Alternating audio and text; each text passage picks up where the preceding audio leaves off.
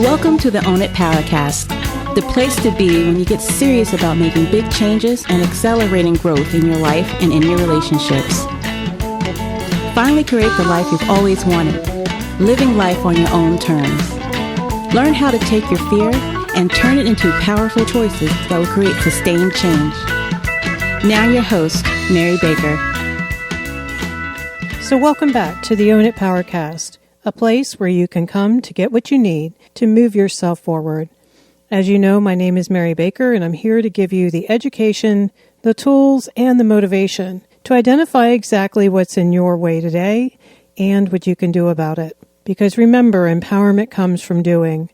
It means truly identifying what's really going on, what's really causing the issues, and, the best part, the positive changes you can make to increase your self-confidence and have better relationships.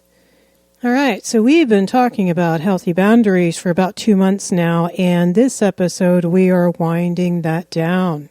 So today I want to get down to brass tacks and get into the how, the actual how to set boundaries, and the hardest part to maintain them. People who are doing boundary work will joke and say, well, shoot, the easy part was setting the boundary. The hard part is holding the line. But first, I want to give a shout out to those of you who are loving this boundary work that we've been talking about and really putting this stuff into action. I want you to keep at it and keep going. You're going to get better and better at this, and life is going to get better and better. All right, so let's get to it. So first, remember, boundaries defined where you end and others begin. They're all about detachment from other people's choices and focusing on your own. And sometimes that might take you a while just to even get to that concept, or rather that way of looking at it, and that's okay. It's normal to have resistance in the beginning. Most people do. So let's talk about personal responsibility when we're doing boundary work. The first thing is, boundaries, again, should always be about you, not them.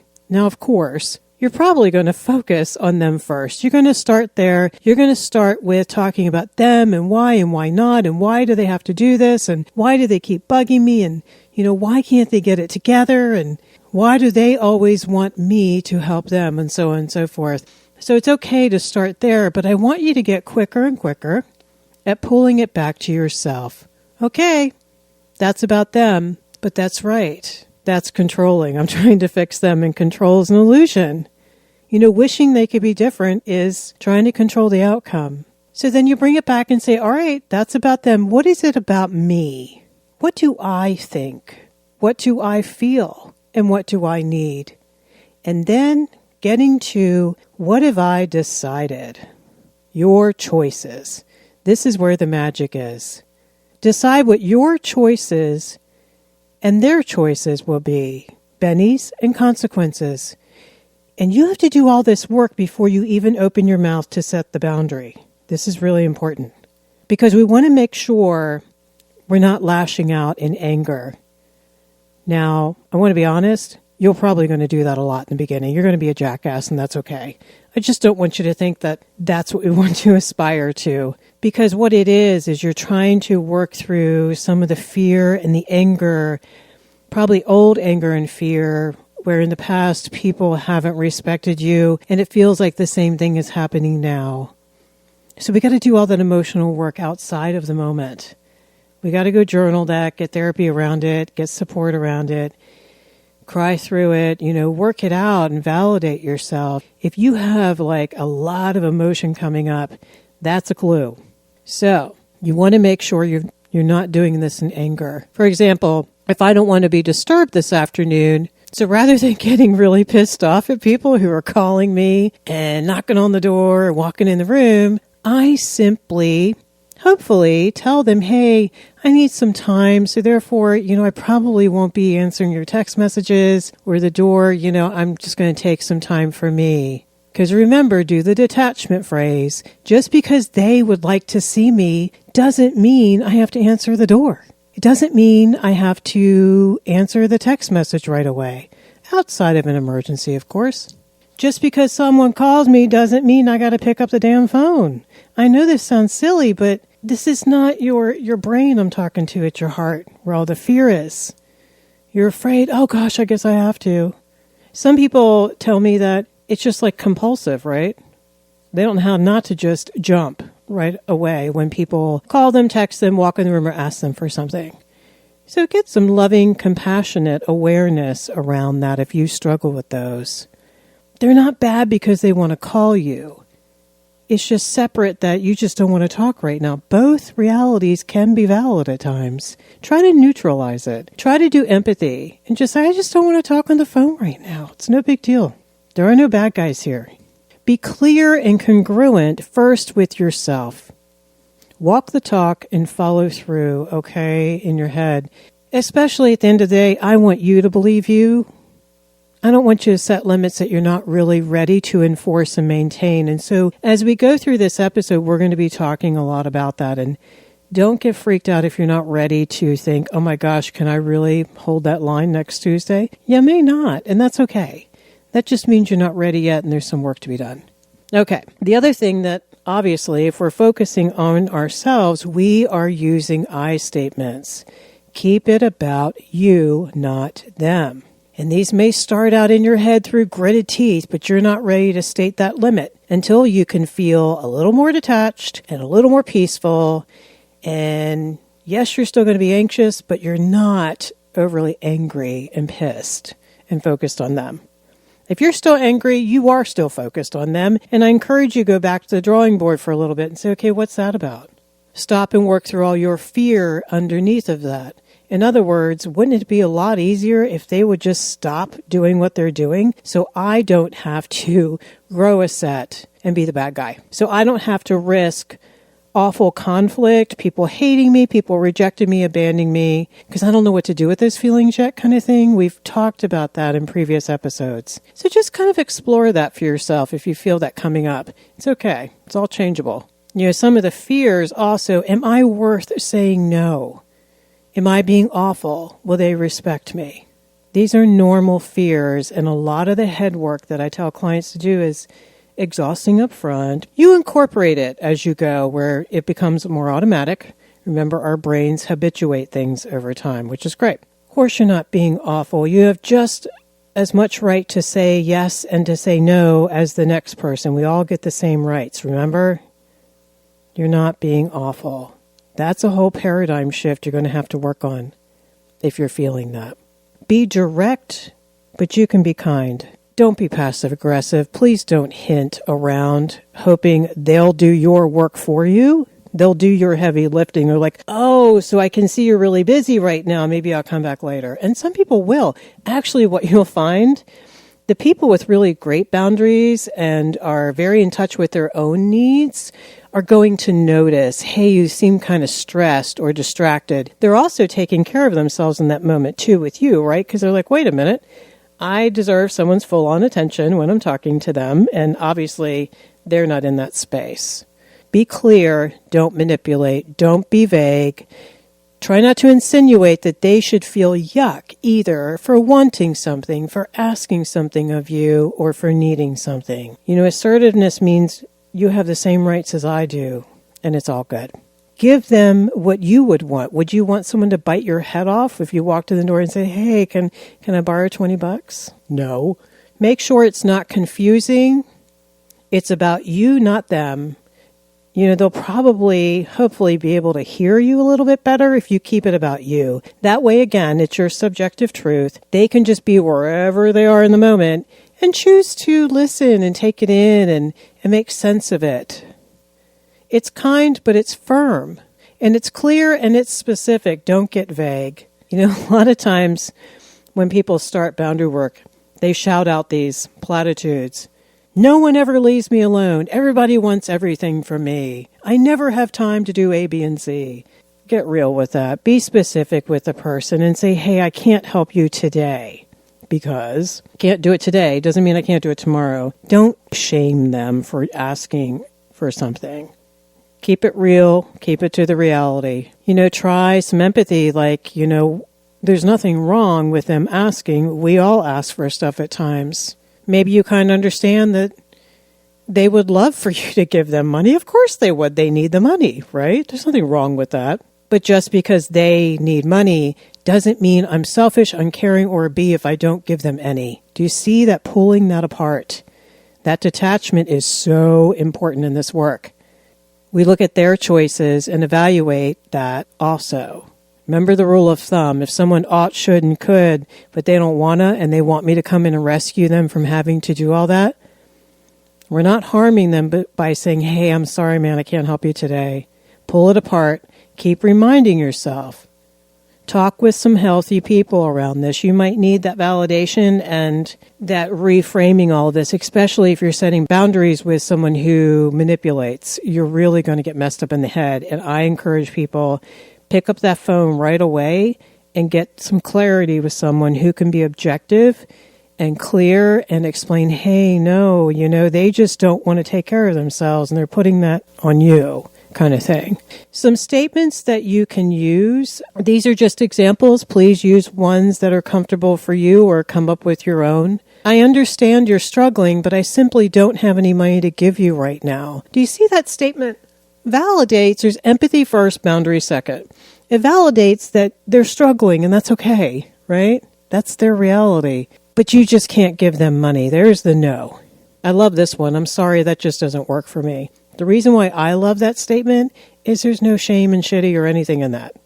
We're not trying to make them feel bad for asking.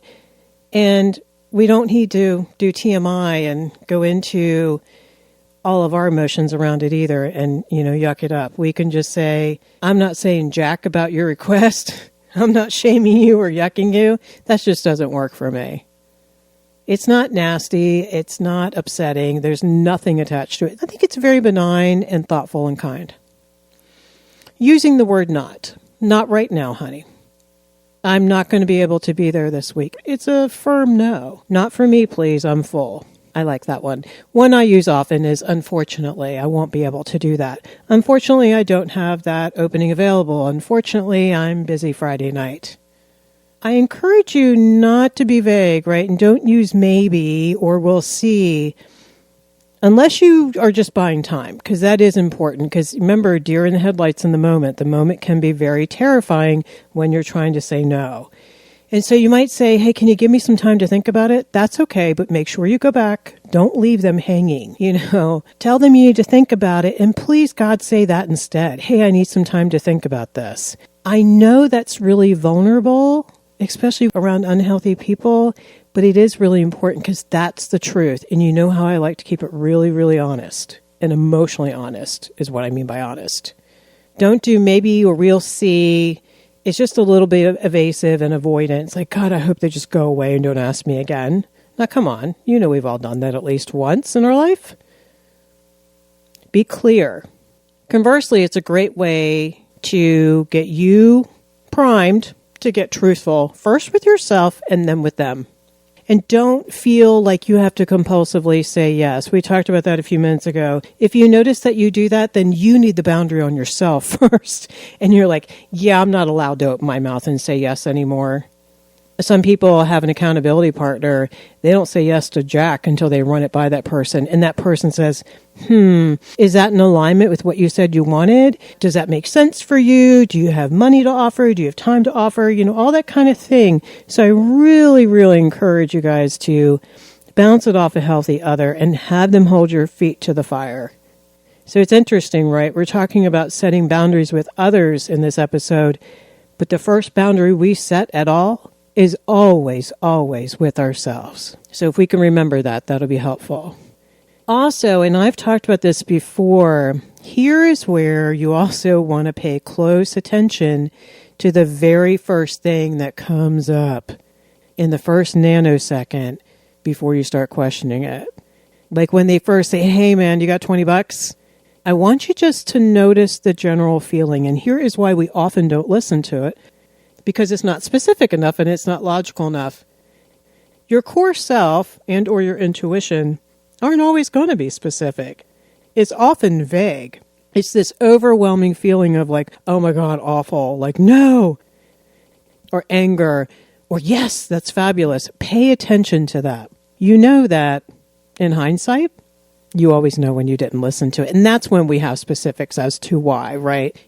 You're not going to get them going in, but I just want you to pay attention to that. And as we get into self-concept next month, we're going to get into a little bit more how you disowned that truth for yourself. And I want you just to start listening to it. If it's means it's not a good idea. Okay? And you may not have all the answers as to why, but say, hey, can I think about that? And go sit with yourself. Remember, if anger, rage, complaining, whining, and feeling threatened or suffocated or victimized, if those feelings are really coming up in a situation, those are really big clues that you need to set some boundaries. So a lot of this work at first is just creating tons of great healthy awareness, not being hard on yourself. All this boundary work is front-loaded. And so even though I'm not getting into every detail in this podcast because we don't have time, I'm trying to trigger your thinking just so you can get in tune with you. Another one that's really big is we want to keep it brief. We don't want to over-explain, overshare, rationalize, give 50,000 reasons why.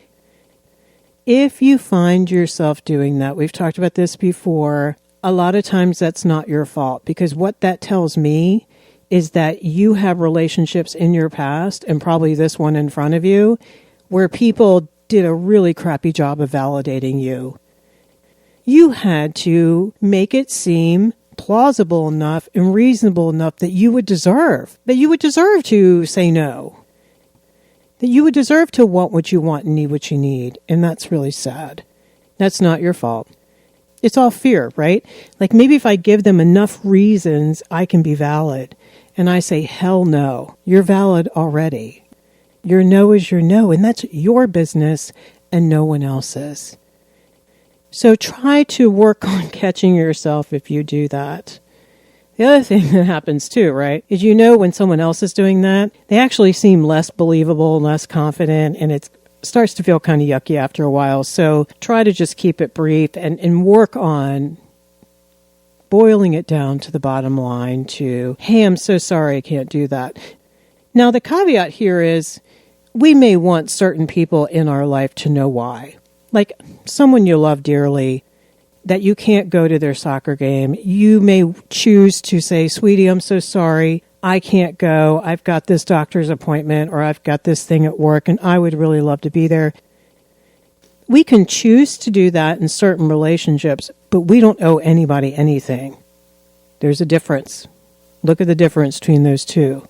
We don't owe them that. We don't have to give them a backstory to validate our no, but we may decide that we want them to know why. Remember to keep them choosing. Remember, you can't manipulate and choose at the same time. Now, the mental work around this needs to be done first. So you might need to fend them off and buy some time and march back in with your answer later.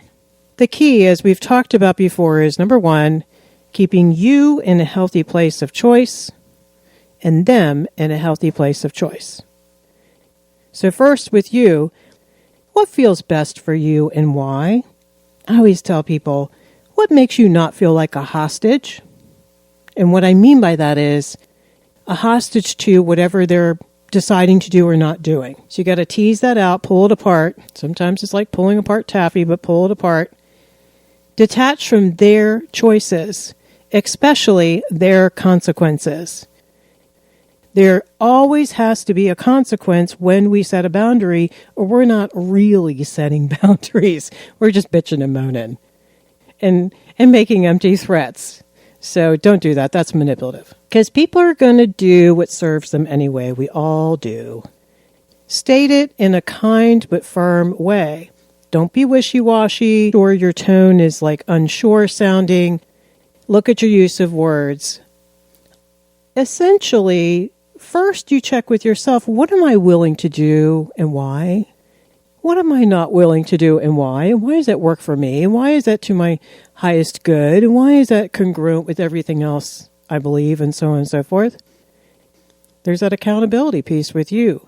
And then you detach and let them do the same. Negotiating, remember, is that ball going back and forth, and everybody is in a place of choice. Sometimes it helps to remind yourself, wait a minute, this person is choosing. No matter what they think, they have some choices. They're deciding not to be responsible. They're deciding not to hear me. They're deciding to not take care of themselves. Let them choose.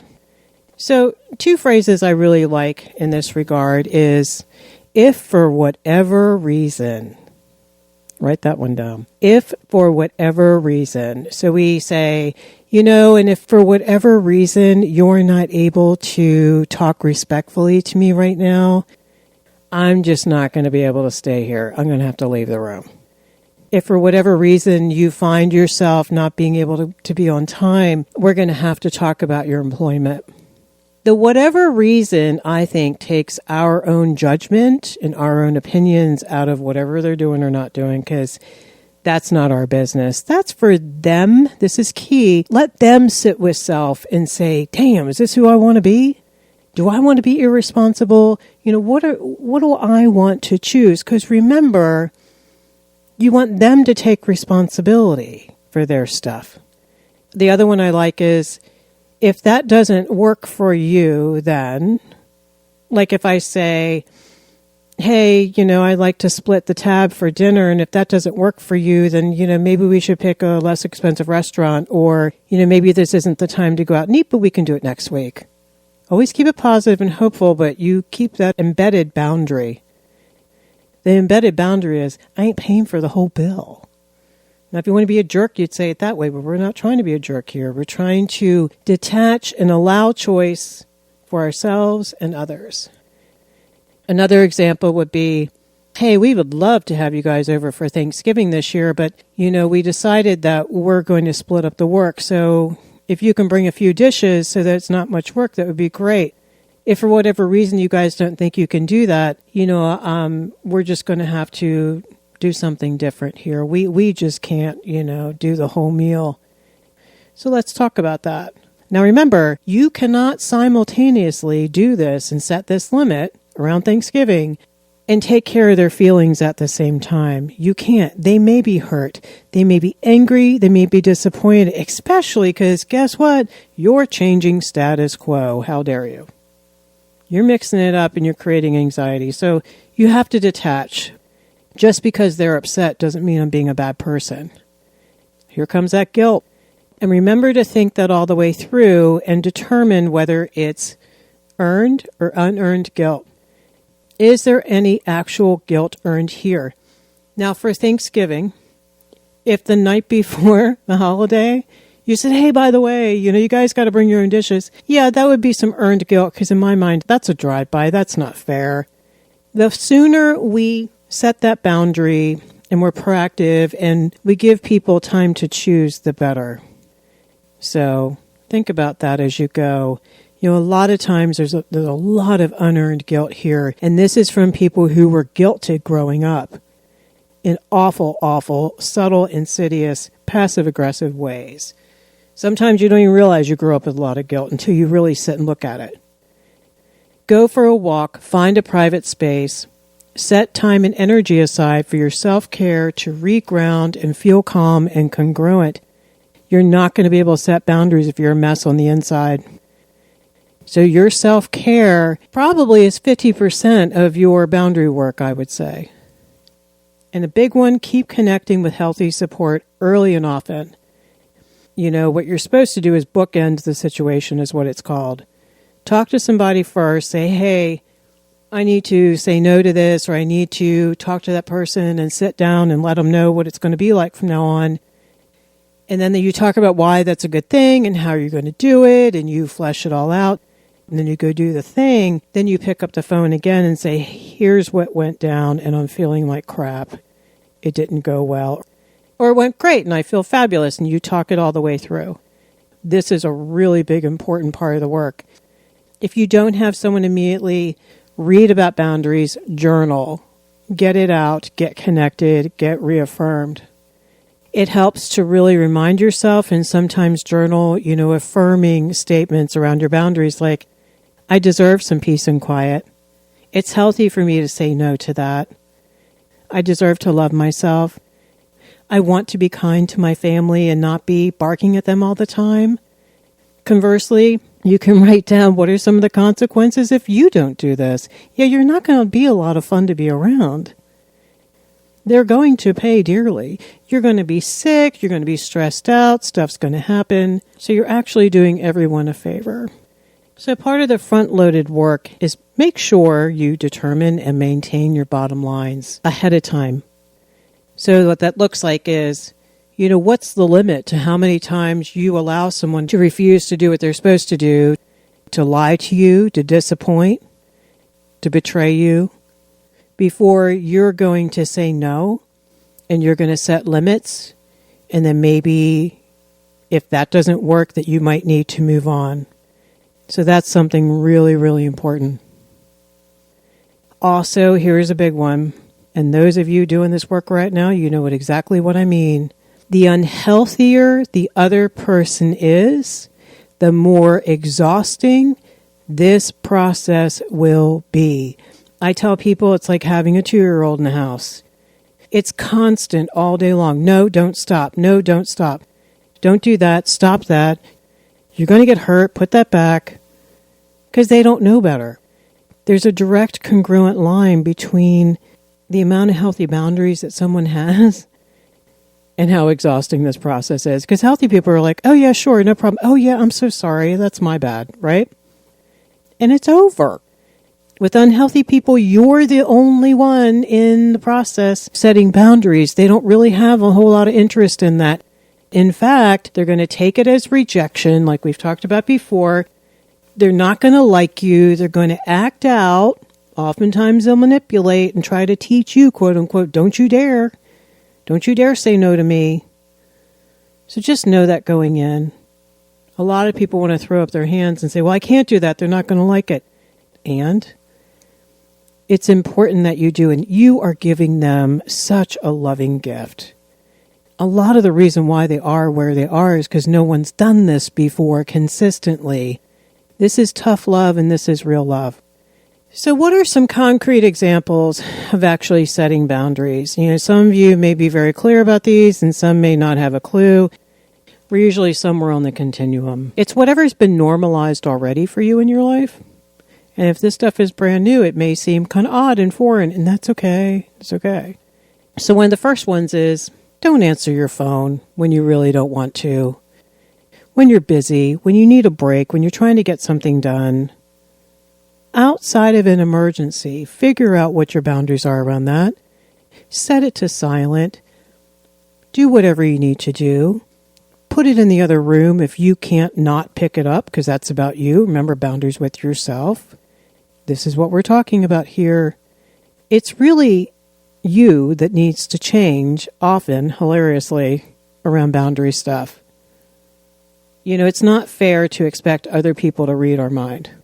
The only caveat is if someone doesn't hear your no and keeps blowing up your phone, then you have to escalate the boundaries, right? Close the door. Don't open the email yet. Set an autoresponder if you need time off. Send a text message. Say, I'm really busy right now. I'll get back to you tomorrow.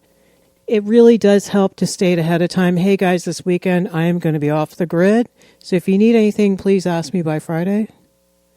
Or I'll get back to you when I return. Another way to set a boundary, again, another statement is, I'm sorry, that doesn't work for me. It's not saying anything about them, not saying anything about you. It just doesn't work for you. Thanks for asking me, but maybe next time. I'm sorry, I'm just not up to going. So in other words, you're saying there's nothing wrong with you asking me. Thank you. I just don't want to go. Oh, wow. Would you look at the time? I got to go. I'll catch you later. If they won't stop talking or they won't even use punctuation when they're talking, do the time sign, like stop and say, hey, I really got to go. It was great talking with you. It's hard to find in the beginning ways to do that with finesse, but you'll keep working on that and you'll keep finding ways to do that in a kind but firm way. I love this one. Sounds like you're really needing a sit down given how important this sounds.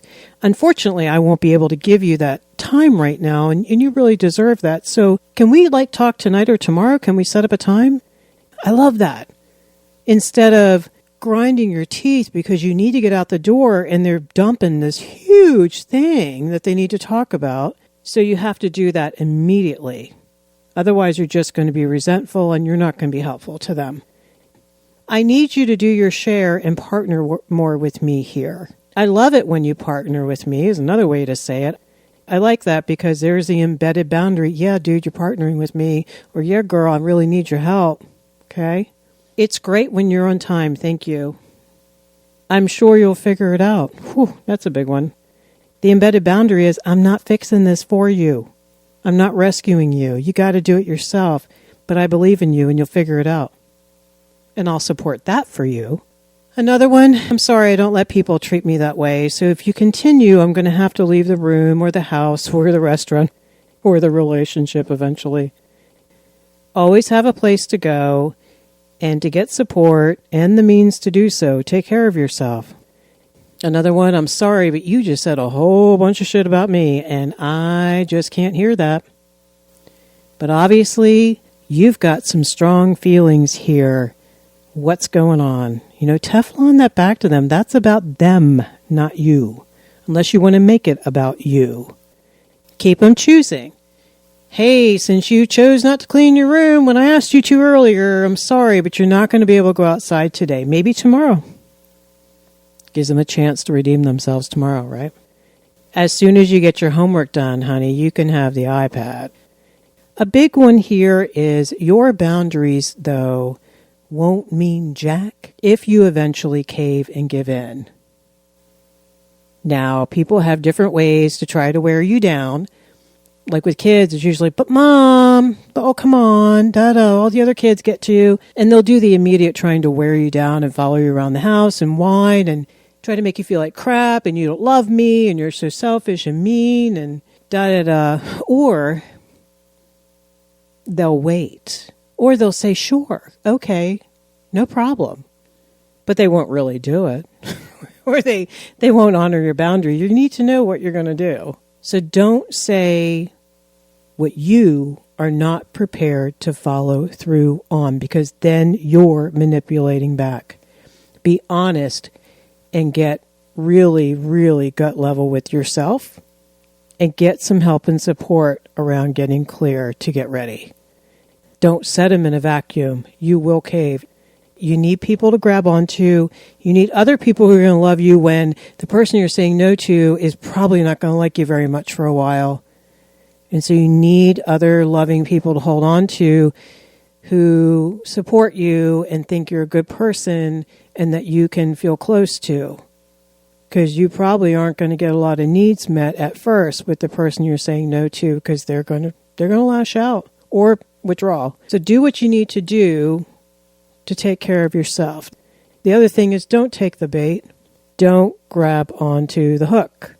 You are not discussing this any further. You said what you need to say, and you're not taking the bait, like the I just don't understand question.